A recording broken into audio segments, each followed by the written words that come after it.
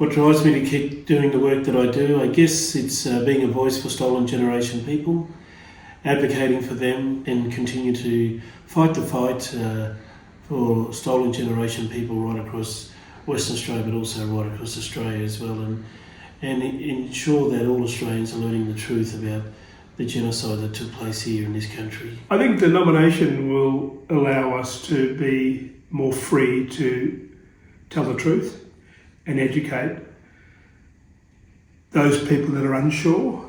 So really the 96% of Australia that don't know their history. And obviously for us, it's First Nation people don't quite understand their history either. We have shown this documentary over 100 times in private screenings with community groups, government departments and corporations. The response has been astonishing and sadly many people admitting they knew little about this. So to get that message out there has been a great achievement.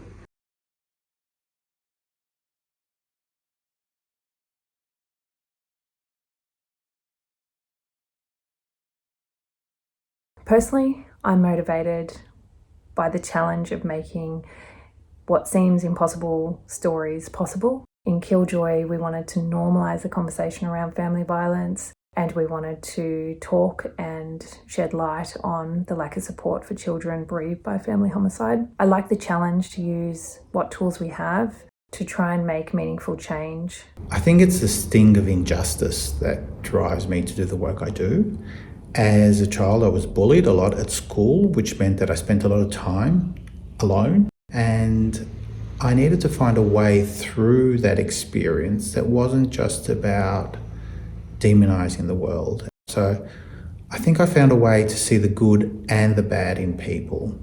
And that's the cornerstone on which my filmmaking is based. To answer the question of what human rights mean to me, I try to imagine a world without human rights, and that's not a world I want to live in or I want my children to grow up in. Human rights is something that we have to hold very dear.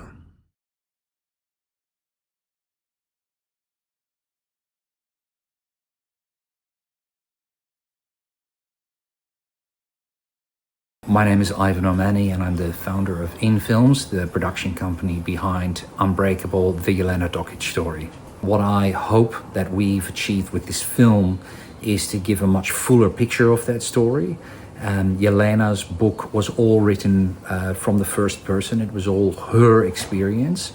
And what the film has done is to show all of the perspectives of the people who were around her at the time, including the bystanders who now regret not having taken action to help her years and years and years ago. I think that as filmmakers, we've been given a pretty extraordinary platform to highlight whatever we want to highlight. It's kind of a license to be nosy, and I think what drives us is the desire to do good with that license that we're given.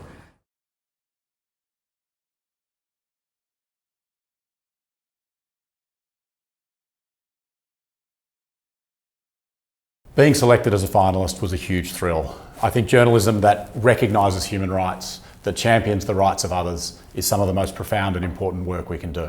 I think this is journalism at its most fundamental. This is journalism that can make a difference, that can change people's lives, that can change community perceptions and bring about real change.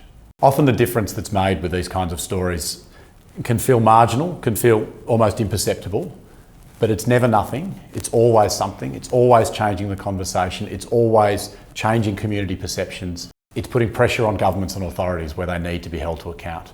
Often it feels like nothing is happening, but sometimes things are. I think very simply, human rights are about equality. They're a formal recognition that all of us are equal. All of us are worthy.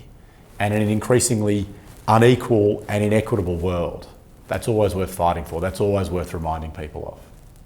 Everybody's equal.